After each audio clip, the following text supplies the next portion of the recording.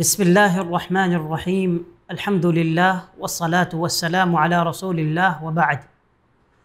قرآن مجید میں اللہ جل شانہ ارشاد فرماتے ہیں واتقوا اللہ الذی تساءلون به والارحام، کہ اللہ سے ڈر جاؤ جس کا واسطہ دے کر تم ایک دوسرے سے سوال کرتے ہو، رشتہ داروں کے معاملے میں بھی اللہ سے ڈر جاؤ۔ حقوق العباد میں والدین کے بعد اور رشتہ داروں کے حقوق سب سے زیادہ اہمیت کے حامل ہیں۔ رشتہ داروں کے ساتھ حسن سلوک کرنا، اسے صلہ رحمی سے تعبیر کیا جاتا ہے۔ صلہ رحمی کرنے کا اللہ تعالیٰ نے قرآن مجید کے اندر حکم دیا ہے۔ قرآن مجید میں اللہ تعالیٰ ارشاد فرماتے ہیں وَاعْبُدُوا اللَّهَ، اللہ کی عبادت کرو، وَلَا تُشْرِكُوا بِهِ شَيْئًا، اللہ کے ساتھ کسی دوسرے کو شریک نہ ٹھہراؤ، وَبِالْوَالِدَيْنِ إِحْسَانًا، والدین کے ساتھ حسن سلوک کرو، وَبِذِي الْقُرْبَى، اور رشتہ داروں کے ساتھ بھی حسن سلوک کرو۔ اور ایک اور مقام پر اللہ تعالیٰ نے ارشاد فرمایا وَآتِ ذَا الْقُرْبَى حَقَّهُ، کہ رشتہ داروں کو ان کا حق ادا کرو۔ تو ان آیات سے پتہ چلا کہ رشتہ داروں کے ساتھ حسن سلوک کرنا، ان کے حقوق کو ادا کرنا، ان کی حق تلفی سے بچنا، ان کے ساتھ بدسلوکی نہ کرنا، اس کی بہت زیادہ اہمیت ہے۔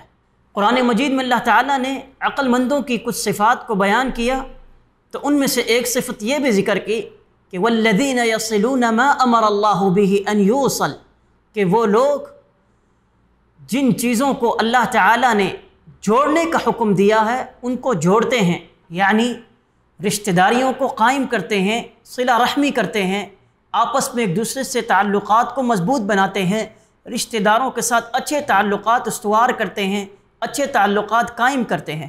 صلہ رحمی کرنا رزق کی فراوانی اور عمر میں برکت کا باعث ہے۔ رسول اکرم صلی اللہ علیہ وسلم نے ارشاد فرمایا من احب ان یبسط له فی رزقی، کہ جو شخص یہ چاہتا ہے کہ اس کے رزق میں فراوانی ہو اور اس کی عمر میں برکت ہو، تو اسے چاہیے کہ وہ صلہ رحمی کرے۔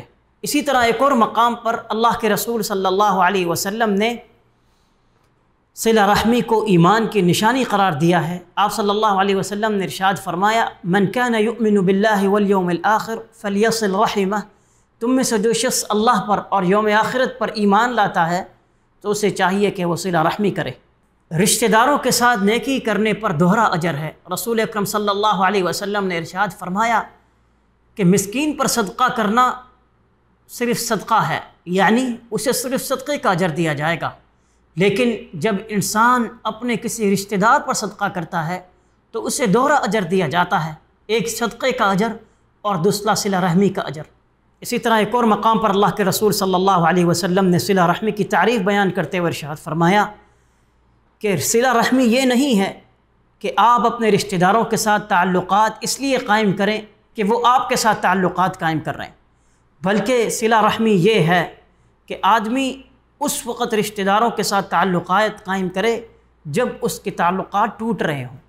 اور جو شخص صلہ رحمی نہیں کرتا، رشتہ داریوں کو قائم نہیں کرتا بلکہ رشتہ داریوں کو توڑتا ہے، رسول اکرم صلی اللہ علیہ وسلم نے اس کے لیے وعید بیان کی ہے۔ فرمایا کہ جو صلہ رحمی کرتا ہے، رشتہ داریوں کو جوڑتا ہے، اللہ تعالیٰ اسے جوڑتے ہیں، اور جو رشتہ داریوں کو توڑتا ہے اللہ تعالیٰ اسے توڑتے ہیں۔ رشتہ داریوں کو توڑنے والا جنت میں داخل نہیں ہو سکتا۔ رسول اکرم صلی اللہ علیہ وسلم نے ارشاد فرمایا لا يدخل الجنت قاطع، کہ جو رشتہ داریوں کو توڑتا ہے وہ جنت میں داخل نہیں ہوگا۔